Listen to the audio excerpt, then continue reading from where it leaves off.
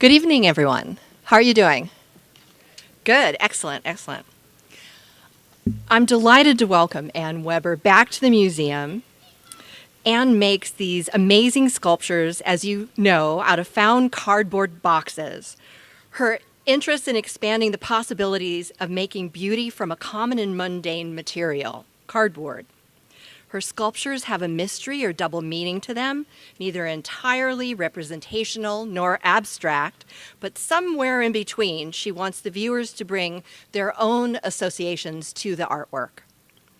She received her BA in art history from Purdue University and an MFA from the California College of Arts and Crafts, studying under artist Viola Frey, whose large-scale sculptures greatly influenced her work, which she'll talk more about. She now lives and works in San Pedro next to the Port of Los Angeles. I met her years ago up in Emeryville in Northern California, and it's wonderful to see the evolution of your work, and it's just fantastic. She was awarded a Pollock Krasner Grant in 2018, residencies including the American Academy in Rome, International School of Beijing, and the De Young Museum in San Francisco have provided her with opportunities to work in extraordinary settings and interact with diverse audiences. Ann's work has been recently exhibited at the San Francisco Museum of Modern Art, Long Beach Museum of Art, Craft Contemporary Museum in Los Angeles, the Boise Art Museum, and Torrance Art Museum. Notable coverage includes the Los Angeles Times, Sculpture Magazine, Artillery, and online publications. Her cardboard sculptures have been cast in bronze and fiberglass for private clients and public art projects in Phoenix, Denver, Sacramento, and Emeryville, California. Ann is represented by the Wohnzimmer Gallery, is that correct pronunciation? Yes? Good enough, okay. In Los Angeles, where she has had a solo exhibition in November 2023. She has an upcoming exhibition called Let the Sunshine In at the Palos Verdes Art Center, and it opens up September 14th. Want to welcome Ann. Thank you so much for being here.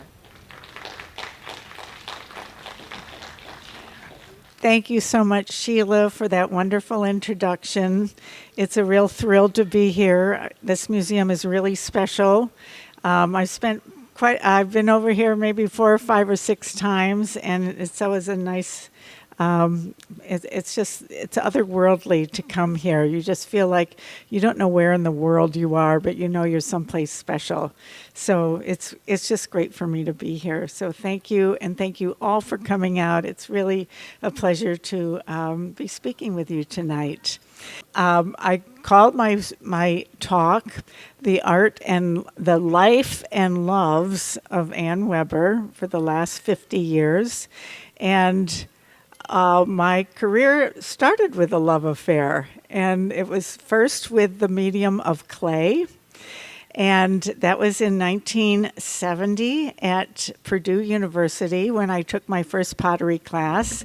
And then I also fell in love with the potter sitting next to me. And we ended up getting married and setting up a pottery shop. And my parents were very upset that we were living together, but this was now was 1972, and I said, well, don't want you to pay for the dorm room because I'm not living there anymore.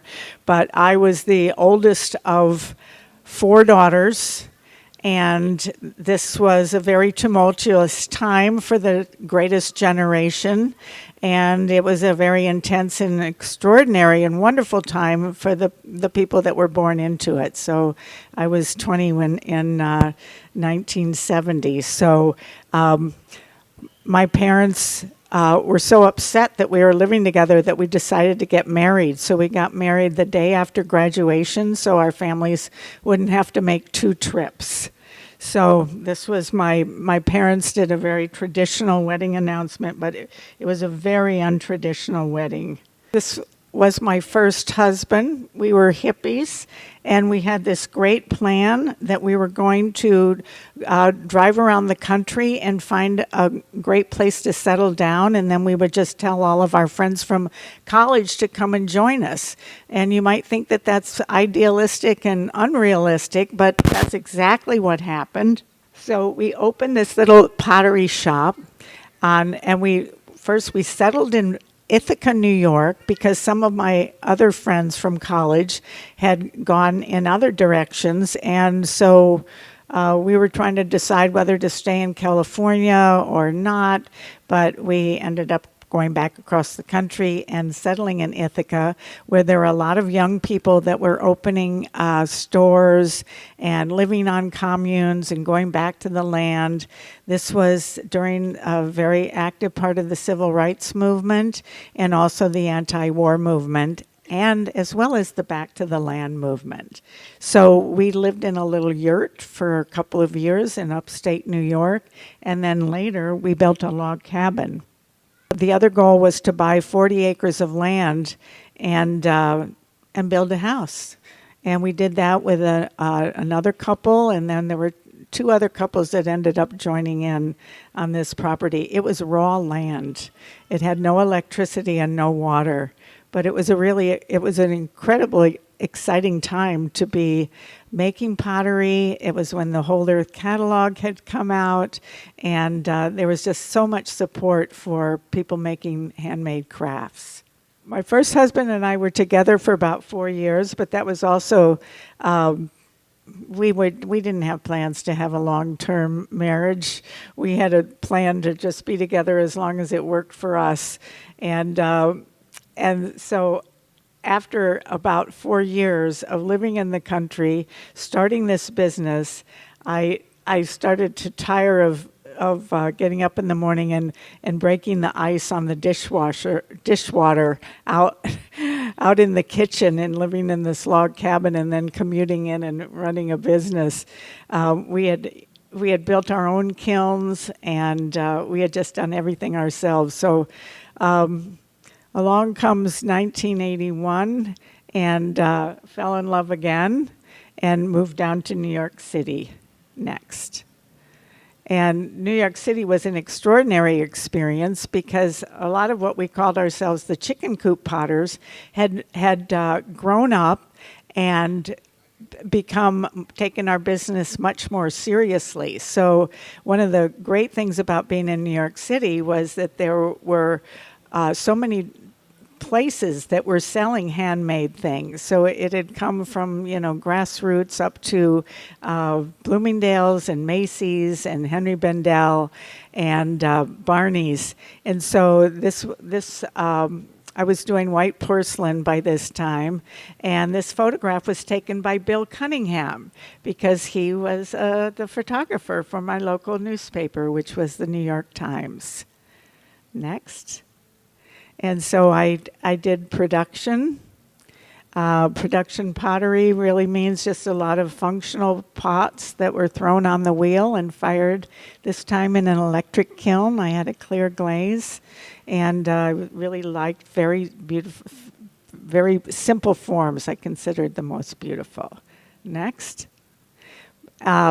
These were very popular, and I went around to craft fairs as well as selling retail. Retail, it was at the craft fairs, and then wholesale was to the department stores. And I must have made about 1,000 of these things until I finally had just completely burnt out. And so I took a class at Greenwich House Pottery with another potter who was starting to make more one-of-a-kind pieces. And he said, go to graduate school and go to California because that's where a lot of people are using clay as an art material. Next.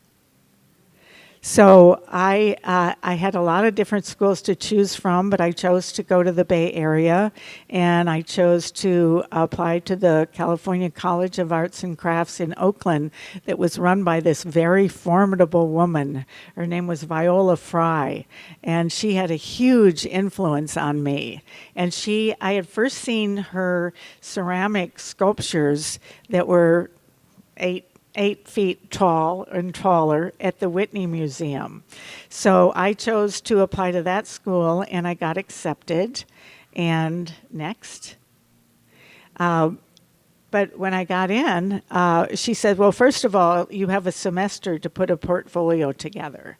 So we're certainly not going to accept you into an art Master of Fine Arts program with a pottery portfolio. So you have a semester to build your portfolio. And I was really devastated. I felt like I'd made a terrible mistake. I thought I'd come to art school to have them teach me how to make art, but I was a little naive about that. Next.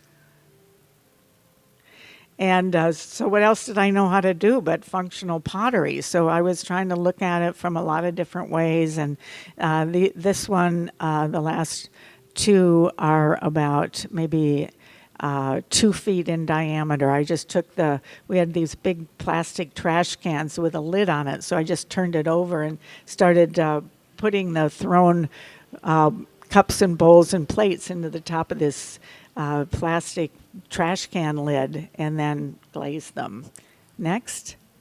And then I started going to some of Viola's classes because she taught in such unusual ways. Like she would say, well, none of you really know how to throw on a potter's wheel, but if you make these little 2 or 3 inch shapes, you could stack them up. Or she would put a piece of clay on the potter's wheel and pull it out to be like she was making a plate, and then she would cut it underneath and then nail it to the wall. And I'd never seen anybody doing things that were just so outlandish. And so I was learning from the 18-year-olds that Viola was teaching. And then one day she looked up and she said, well, Anne, just go to the library and look at some real art. So like Kandinsky or Miro. So I walked over there and got this Kandinsky book, and I started throwing shapes. Next. And that was a huge eureka moment, because I had gone from functional wear, representational pieces, and to making abstract work. And it really, really intrigued me. Next. Then I was 35 years old by this time, and Viola had dedicated her entire life to making art. She didn't have children. She didn't travel. She wasn't in a relationship. And one time I went to her studio, and I was just so mesmerized by all the work and all the dedication that she had put into her work.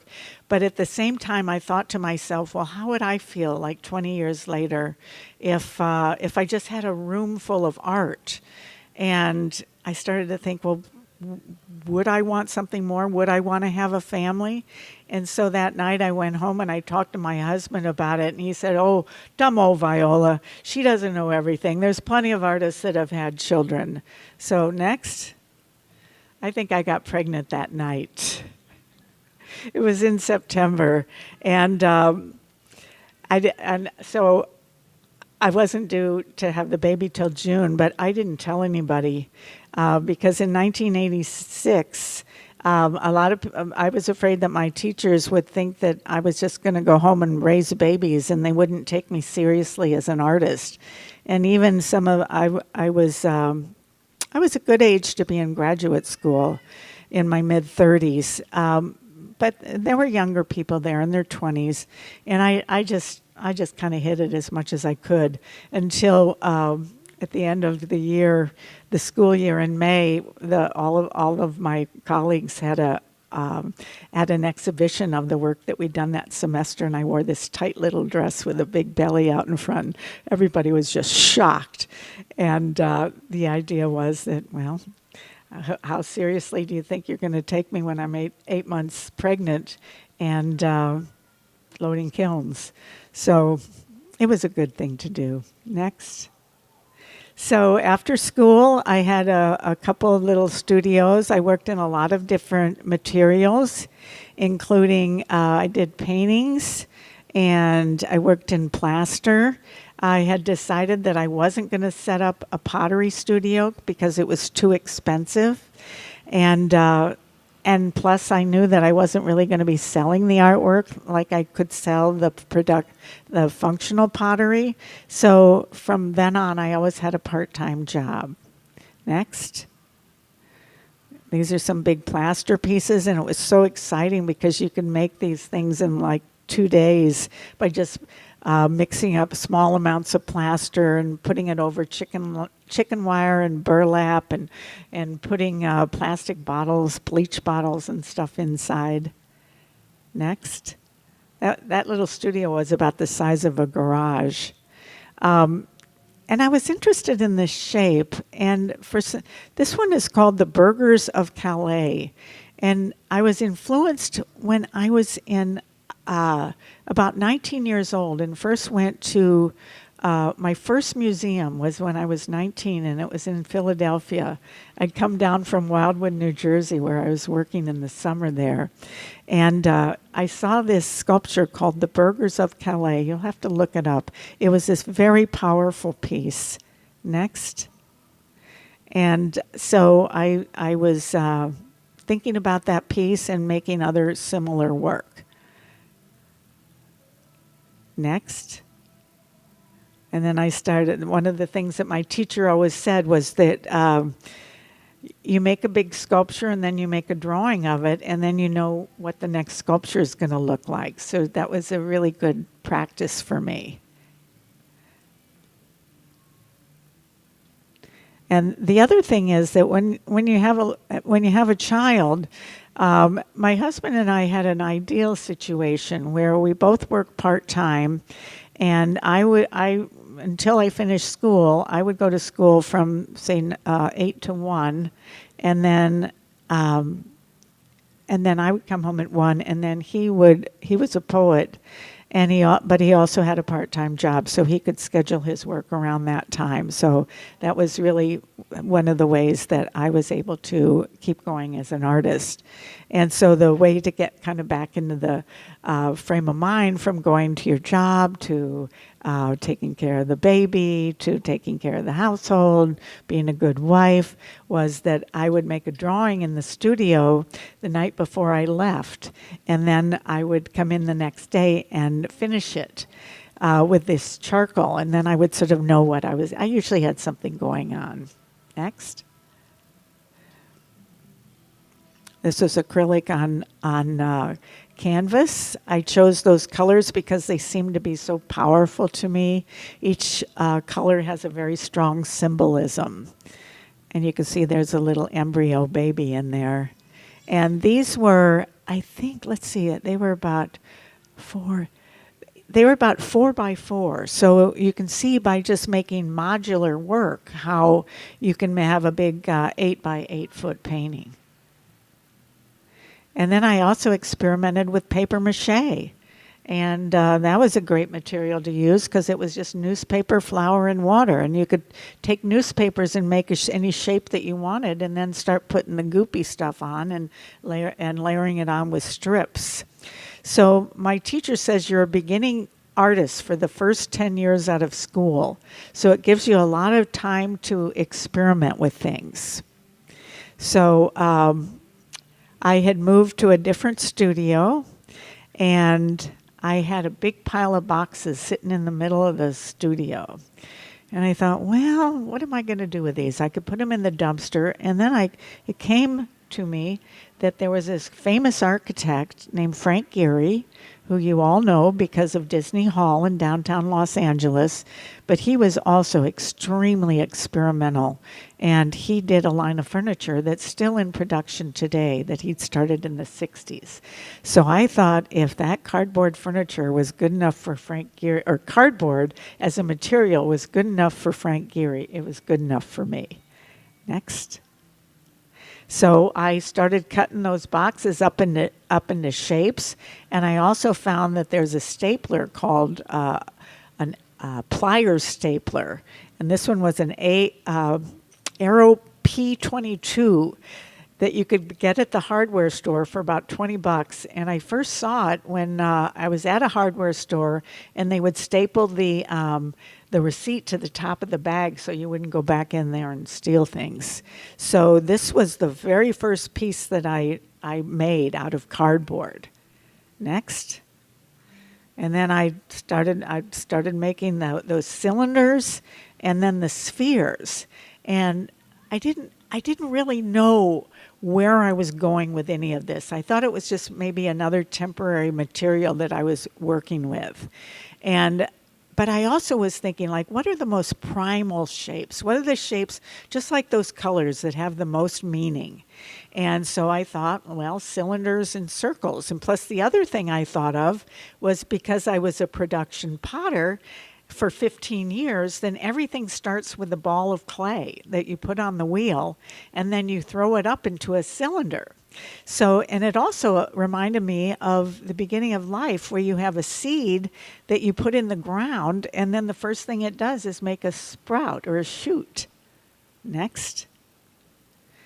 And then I was also still in the practice of making drawings. So that was another way to just experiment. But these were big. These were about, they were 40 by 60.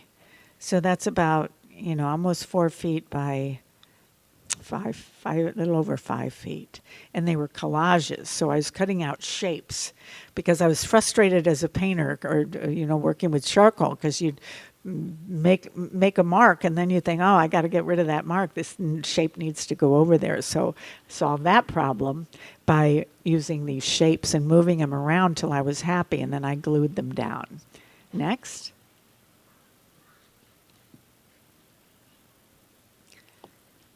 Next. And then they started getting more refined, because the more you make, the better you get at it. So I called this series However Many Times It Takes. And I had planned to make a lot of them, just to kind of see where they were going to go next. And these are probably 6 to 8 feet.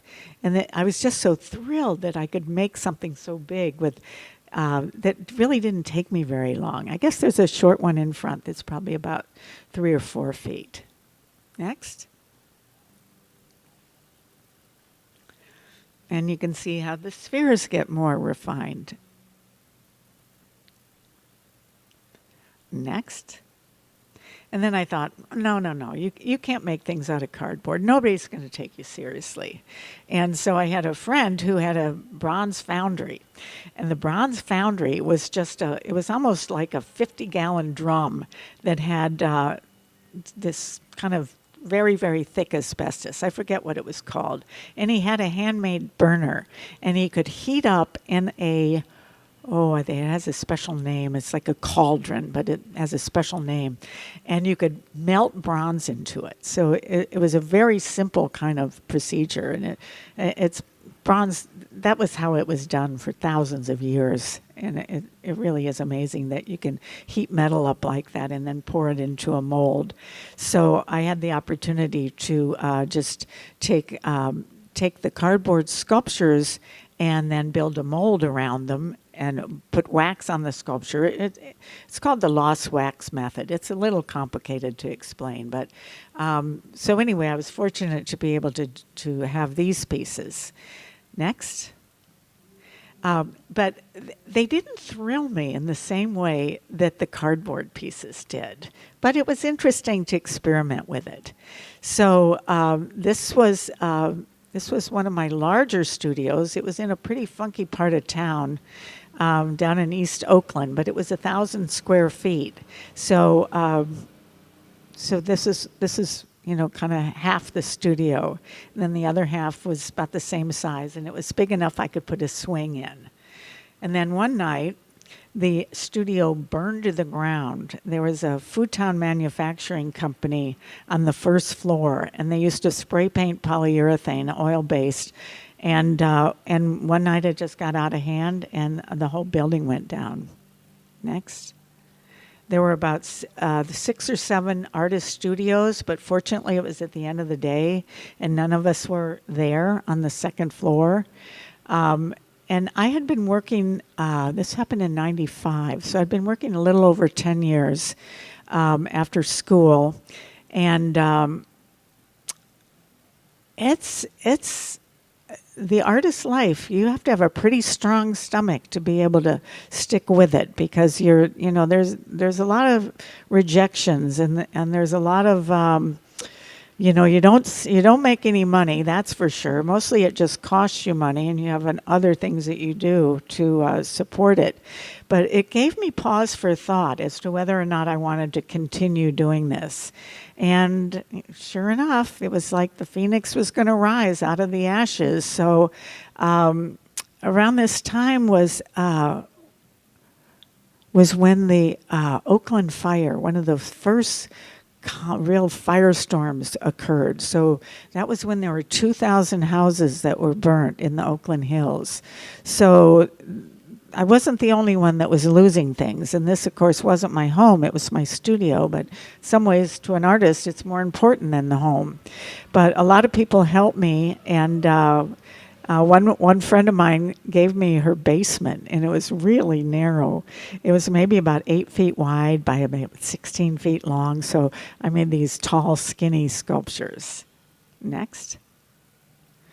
And I remember the doorway was just wide enough that I could push these out the door.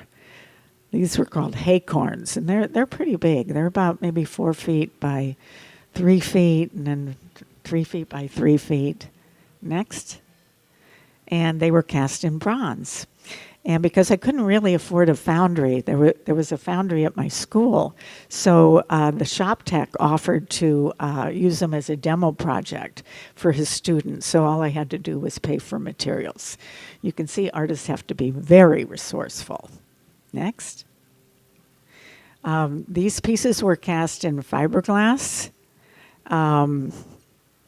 Let's see, by this time, the second marriage had gone on for about 17 years, and then that fell apart. That fell apart around the time the studio burned down. So that was sort of a traumatic time for me. But eventually, I had a new man in my life, and he was a sculptor. And so we did this project together, and we called it To Market to Market. And we thought about all the wagons that would maybe be taking vegetables to market, but then they wouldn't sell, and you'd have to bring them home. But the thing that we liked about this is no matter whether they sold or not, there was something just ineffable about the artist's commitment to just making your work no matter what. So it's just part of just continuing to move forward. Next. And these pieces, there's two people in the audience there's quite a few people in the audience that are very special to me, but there are two who are manufacturers of cardboard from the raw material. And they introduced themselves to me, and I was very pleased to meet them. And when I get back to Los Angeles, I'm going to take a tour of the facility. But these were the two of the biggest pieces that I'd ever made. They were made in 3 sections. They were made in the basement of a house that I had bought that I was in the process of fixing up. And I had an opportunity to show them in this museum in San Jose. And I never even saw them put together until I drove them to the photographer's studio, rented a truck, drove them to the studio, and then we put them together, and he photographed this work. And after we put them together and walked back to look at them, we were blown away. And you can see how beautiful the cardboard is. And I don't know if you can tell the different colors of the cardboard, which has to do with what forest the wood scraps came from.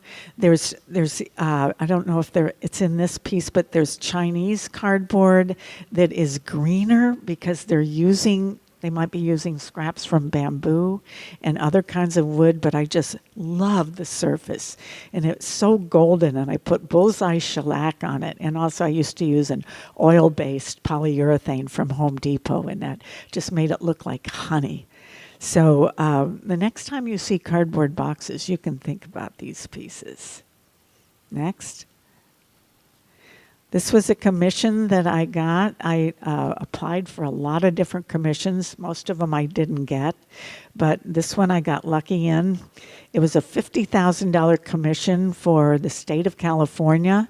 They were building all new office buildings surrounding I believe it's the governor's mansion, because that's the rose garden right in the front there. So it was one of the biggest building projects in the history of California. And they had a percent for art, partly sponsored through the state of California, partly through the General Services Administration, which is a federal program, because they felt that buildings are radically changed when people can walk into their building or into their lobby or into the elevator or look at the fencing around the daycare center there and see that it was designed by artists. So this piece is called Enough, Not Enough. And it was sort of there's many ideas behind a piece if it's successful. And I wanted it to appeal to people who were not artists, but I also wanted to have respect from my peers. So I thought about go back to that other one. There we go. You see the catenary arch in the background. Some of you are builders or architects. So this was a catenary arch basket that was modeled after a basket that I'd seen at the Oakland Museum of the Maidu tribe in that area of the Sacramento Valley. And I filled it full of forms to illustrate that, Californians, the breadbasket of the world. But I also want to talk about the glass that's half full or half empty or as abundant as things can be. You can get cocky and all of a sudden, the market crashes or you lose your job or somebody close to you dies and you can lose everything. So there's sort of a poetry to the piece as well. Next.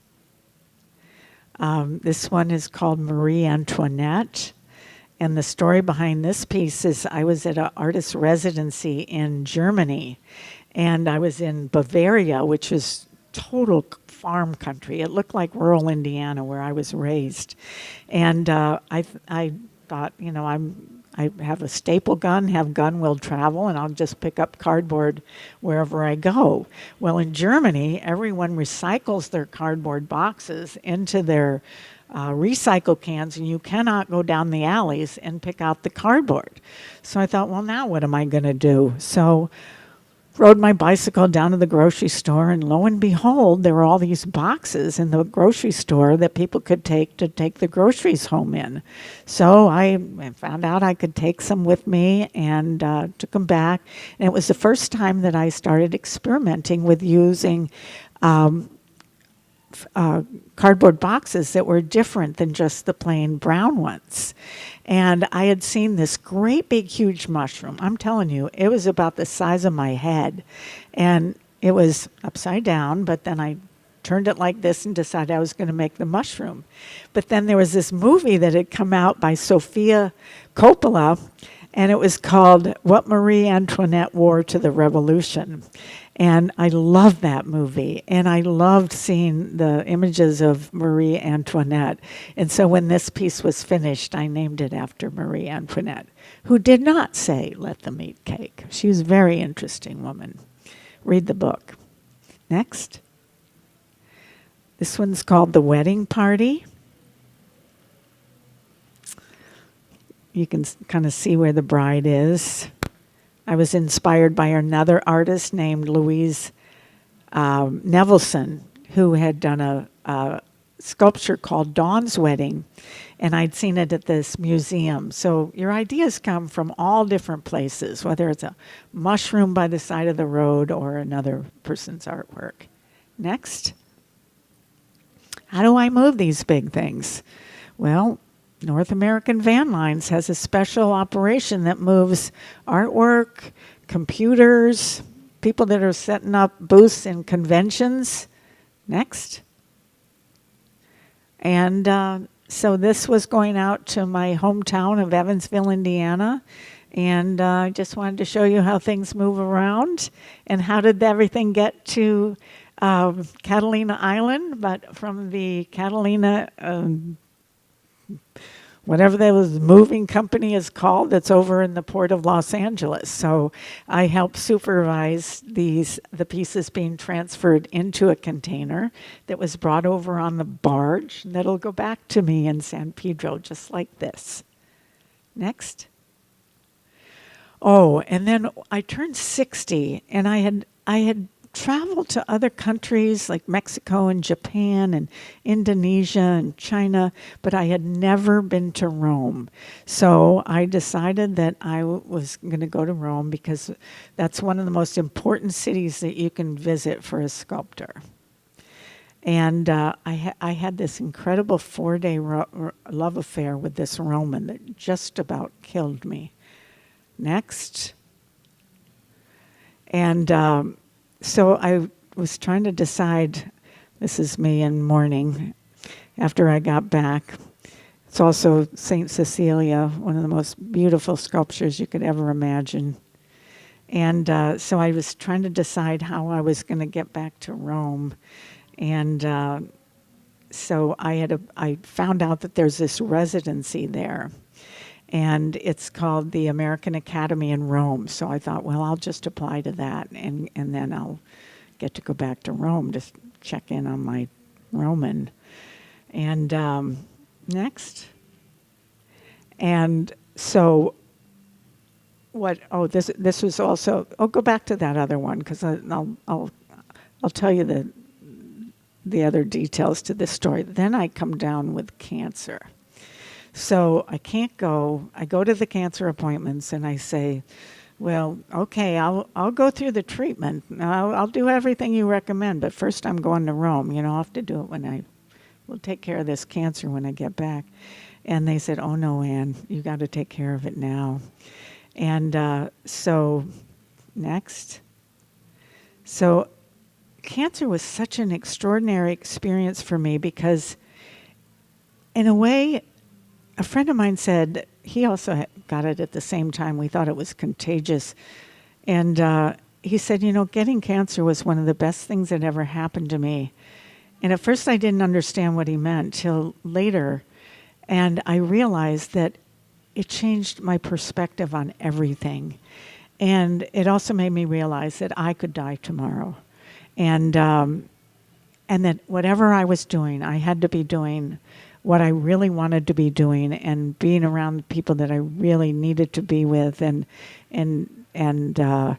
so that had a life-changing experience. And look, I lived. And I did go back to Rome. I went back to the American Academy 2 more times after that, 3 times altogether. And while the affair didn't work out, I instead fell in love with the city of Rome. Next. And while I was over that time period, I was making these sculptures that this one was called "You're My Butterfly," and I was thinking about how important it was for Picasso to have all those muses. Next. This was called Bella and Bello. These are hanging pieces, maybe 6 feet and maybe like 3 feet. And all the colors that you see here are from cardboard boxes. And most of them come from Trader Joe's. There's no painting involved. You can also see text and logos. Next. And also all within that same year where I had the love affair and went to Rome and went through a year of treatment and I got picked up by this great San Francisco gallery. So there's a lot of really positive things that happened to me during that time.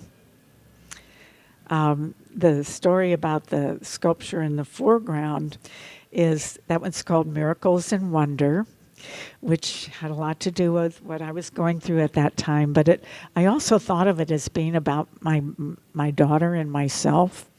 But or the Madonna, you see all the Jesus and Madonna paintings and sculptures in Rome. But my story behind it is that I'm the little one. I'm the little mother. And the one standing next to me is the child, because the children take on such a major role in your life, and it's all you can do to raise them up right and stop worrying about them and give them their independence and let them go out in the world. But so anyway, that's my version. That's my story behind that sculpture. Next. That was St. Teresa in Ecstasy.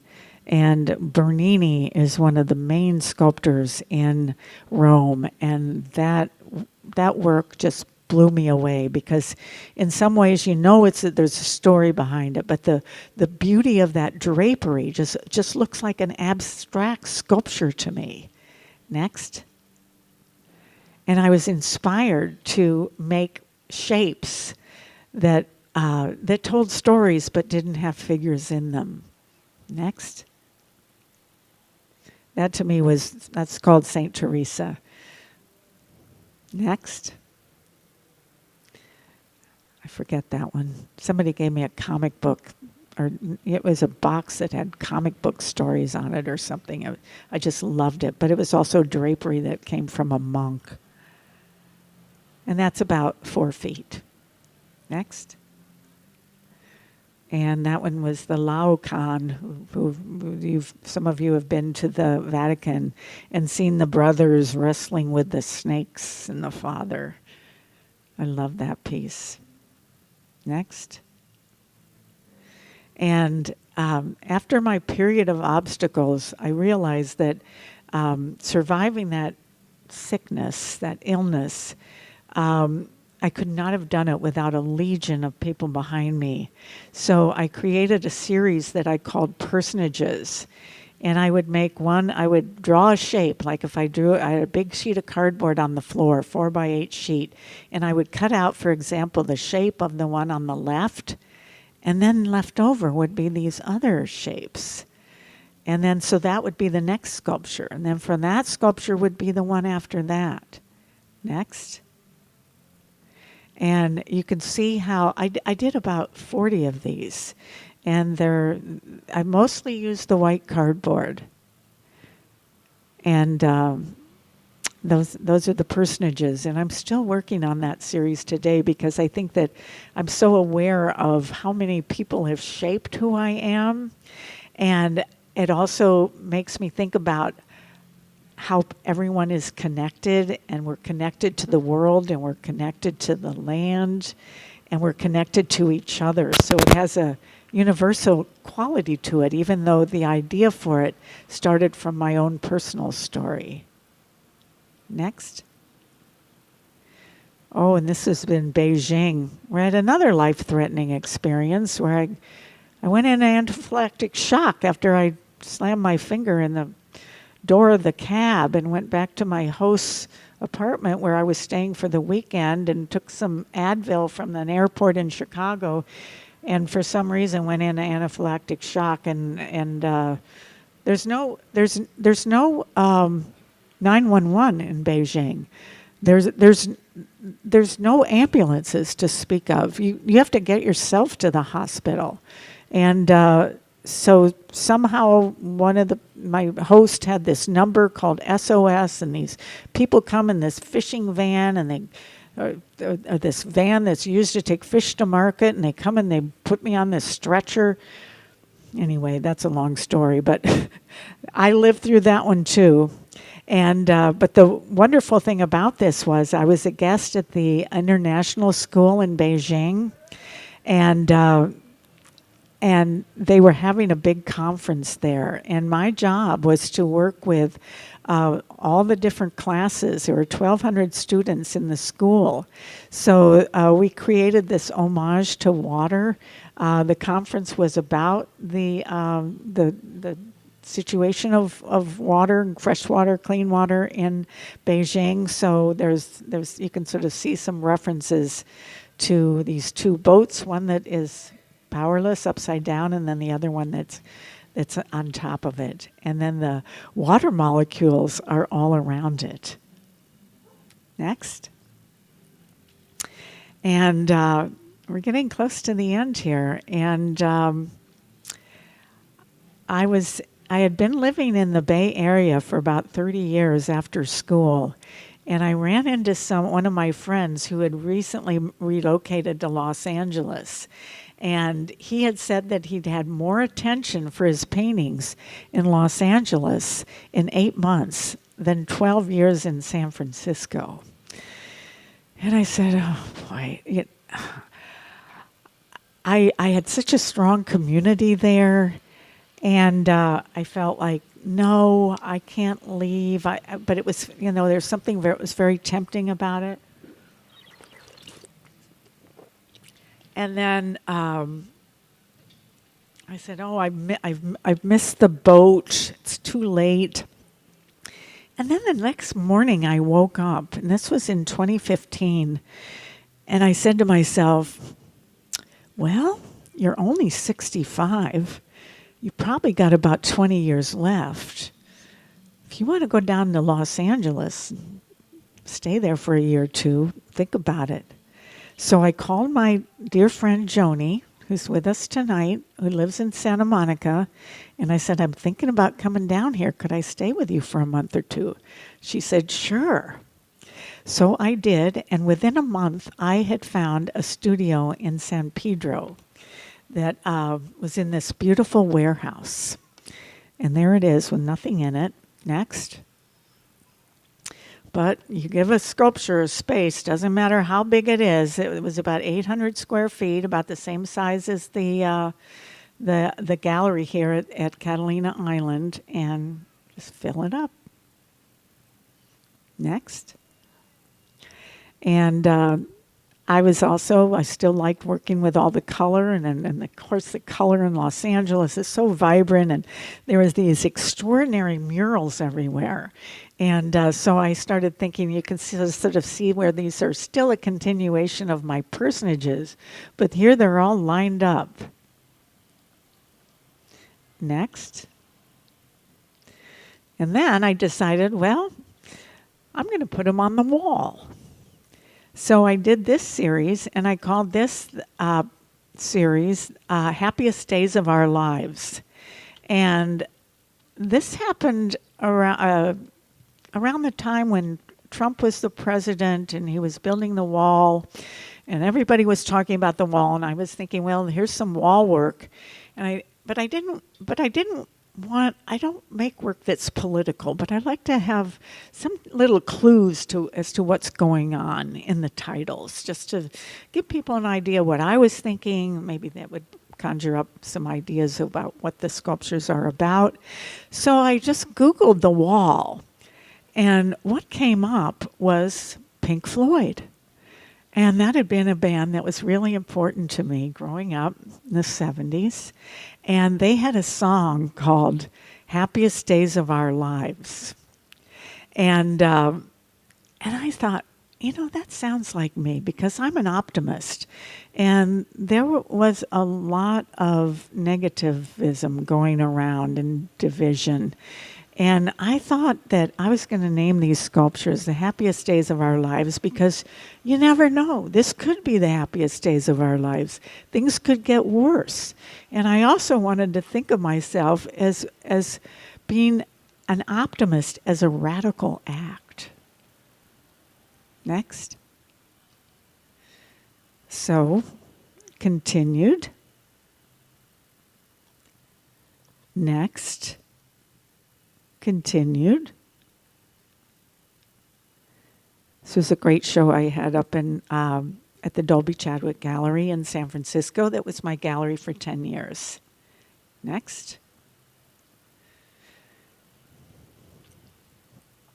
I think I've now done about 56 altogether, and they're shown as usually 6 altogether. Next. I decided to stay in San Pedro. I found a house I could buy that I could afford. It had a 2-car garage that was finished, all sheetrocked, been somebody's man cave. And it had a tenant. It had a 550 square apartment above it. So I found that I could come up with the money and buy it. And but I thought I'd work in the garage, but I had a storage unit somewhere else, and I decided that I didn't like working in the garage, and I would just take everything out of storage and put it in the garage, and then I threw my name in the hat and finally got a little studio up at Angels Gate Cultural Center, which are the old barracks from World War II. And this was a tiny little studio, I don't know, maybe 120 square feet, 12 by 10. And so I made a lot of work in here. I just like to show you pictures of the different studios that I've had. Next. And this is a piece called Pedro Boogie Woogie that you see downstairs. And things did get worse because then we had the pandemic, and then we had George Floyd's murder, and then we had, all these other things happen. That we had the firestorms, and we had disasters, and especially during the pandemic. How what were you going to do? I mean, fortunately, I was able to go to my studio, but a lot of people couldn't go to their studios. They couldn't leave. They had kids at home, and so I was thinking, like, what kind of work could I do during this really tragic time? But then I thought about this painter, de Kooning, who had done this painting called Broadway Boogie Woogie. And it was using these bright colors, and it was made in 1944 during the depths of World War II and the Holocaust. And I thought, you just have to keep going. You have to just make what's going to come out. And, you have to find joy in wherever it is. So that gave me the courage to make a lot of interesting work during the pandemic. Next. That's also downstairs. It's called You Don't Need a Weatherman to Know Which Way the Wind Blows. And that's another line from a song. That's a Bob Dylan song. So you can use your own imaginations what I was thinking about then. Next. Dance Me to the End of Love. These two sculptures. Another line from a song by Leonard Cohen. These are about 4 feet by 4 feet. They're all made out of the armature for it is made out of one sheet of plywood. So I rounded the corners on two sides and then cut it in half, or not quite in half. I think one's a little wider than the other, and then rounded those corners. And then used that series of the colors that I was working with. Next. And continuation of that series. Next. That one's called Come Together, about maybe 6 feet by 8 feet. Next.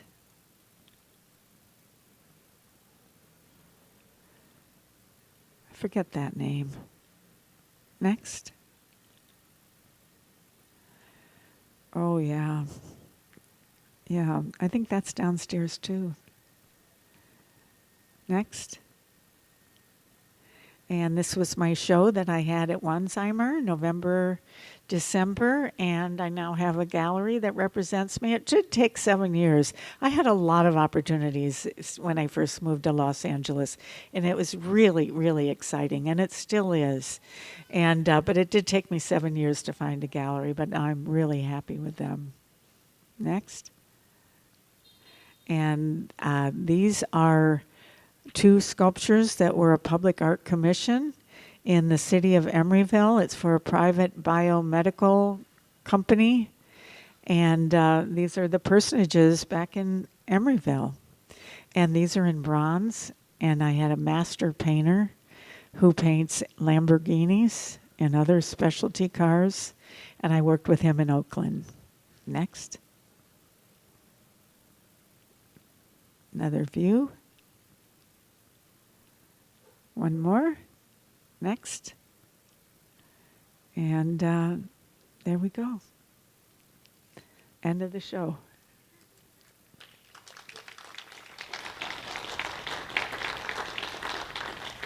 It's 9:11, and just wondered if any of you had any questions.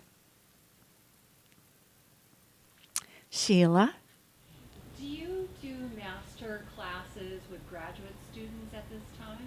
Sheila asked if I do master classes with graduate students at this time, and absolutely not. My teaching days are completely over.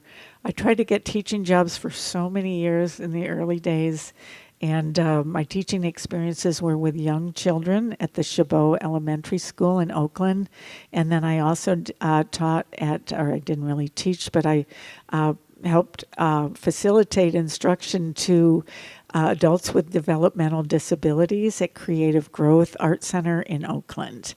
And I used to do workshops whenever I was in a museum or a school, but these are my glory days. I'm not doing any more teaching. It wasn't my favorite thing to do. It takes an incredible amount of energy to be a teacher. It's very exhausting, and so no. But I herald you for bringing cardboard into the schools here on Catalina Island, and there's some great examples that are over here if you haven't seen them. And I love it when other people do workshops, and there's a lot of videos both on my YouTube channel, and you can see a lot of different ways of what my process is on Instagram. And I really love showing the details of my process so that other people can try it. And I do get I've got 191,000 followers on Instagram, which is unusual for an artist, but really it's just because I'm so disciplined. And for the last 3 years, I did 2 Instagram posts a week. And I talked about what I was doing and then how I was doing it. So I get a lot of feedback all over the world from people who are introducing my work to their students and using those Instagram videos and then some of the other ones that I have on my website. There's a great one called Ann Weber in Rome, which was filmed by a very young filmmaker who's now doing well. But he was practicing on me, and he did a 4-minute video of me sticking my heads in the dumpsters in Rome, and but no more teaching in person and no more workshops. Seth? Do you create any sort of like blueprint in terms, or like sketch out the shapes that you're going to do, or is it just all kind of improvised? Like, how do you come up with the different shapes? Oh, Seth asked how I come up with the different shapes and where they come from. They all have to come from somewhere. So, for instance, with these, they're a continuation of the Personages series. So, there's usually another piece of cardboard that is stacked away that is the last one that I made for this one, for example, for this series. And so then I lay out the cardboard, and then I glue more big sheets of cardboard. They're 4 by 8 feet, glue them down the middle, and so then I can keep going, make that shape, and then there's the idea for the next shape. And then also I kind of just love the simple circles and cylinders. So it might just be that, you put that piece of cardboard down on the floor. I don't tend to do drawings ahead of time. So I might, for example, the Pedro Boogie Woogie one, it was, I took the shape of I just made a big kind of a oval shape, and then I thought, I'm going to cut it out. They're almost like arms, but they're also just apertures or holes. And then I thought, it needs something on top of it. So then, you cut out another sphere, and it kind of looks like a head, but it's too big for a head. So then you have to think about what else it might be. And then oftentimes, for example, I'm working on a sculpture right now that I'm sort of reproducing Brancusi's sculpture called Endless Column, that is like these triangle pieces like this. And as I'm cutting those out, I have these scraps on the floor. And so now when I finish the Endless Column, which will be my version of an endless column, but him as my homage, and then there's all these little scraps that I'm putting together into another sculpture that'll probably be a wall sculpture. So sometimes, whatever is left over will become the shape for something else. Anyone else? Thank you so much for coming. It's been a real pleasure to be here. I love being outside. I love how the projection looks. You really see it well. I mean, I think you can from there. It looks great from here. So it's wonderful to be showing the work in that scale. It's like a movie. It is. Thank you. Thank you.